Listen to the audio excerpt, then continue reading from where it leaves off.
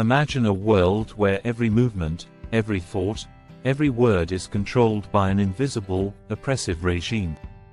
A world where freedom is a distant memory and the idea of rebellion could mean death. This is the reality in George Orwell's 1984, a chilling novel that presents a dystopian society ruled by the party, led by the mysterious figure known only as Big Brother.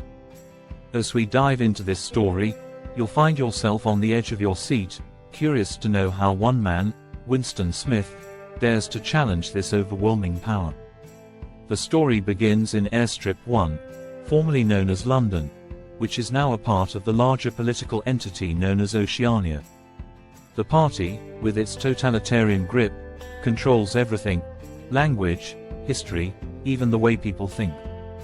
Winston works for the Ministry of Truth, ironically named, because his job is to alter past records to fit the ever-changing narrative of the party. Nothing remains truthful or real except what the party wants to be true. But deep down, Winston despises the party, feeling a burning desire for freedom and truth. His quiet rebellion starts when he buys a small diary and writes his thoughts, an act punishable by death. Through Winston's eyes, we experience the intense oppression of the party. The thought police are always watching, and anyone who dares think or act against Big Brother simply disappears, erased from existence. Yet Winston can't help but hope. He dreams of rebellion, of joining a secret resistance that he believes must exist. And then, he meets Julia. Julia is bold, reckless, and shares Winston's hatred for the party.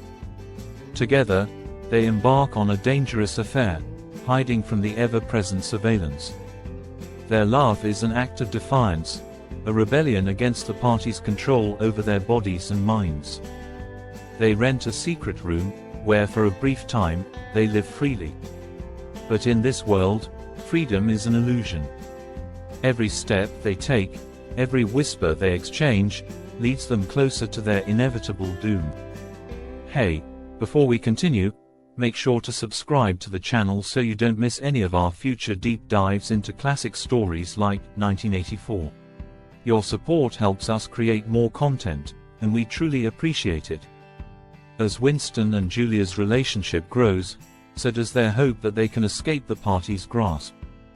Winston becomes convinced that a man named O'Brien, a high-ranking member of the party, is part of the resistance. O'Brien appears to offer them a way out, a path to revolution. But things are not as they seem. Just when they think they're safe, the truth hits them like a hammer. O'Brien is not a rebel. He is loyal to Big Brother, and Winston and Julia have been under surveillance the entire time. In a horrifying twist, Winston is arrested by the thought police and taken to the Ministry of Love, where he is tortured and brainwashed. O'Brien, the man he trusted, is the one leading his torture. Through psychological manipulation and physical pain, O'Brien forces Winston to betray everything he holds dear, including Julia.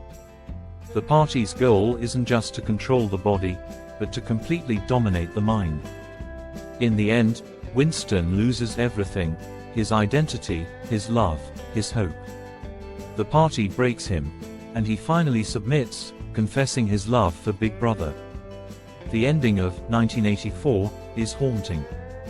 Winston, once a man of hope, now exists only as a shell of his former self, fully brainwashed and utterly loyal to the party. The novel leaves us with a deep sense of loss and fear for a world where there is no room for individuality, freedom, or truth. It makes us question the role of governments in our lives and how far control can extend into the minds of individuals.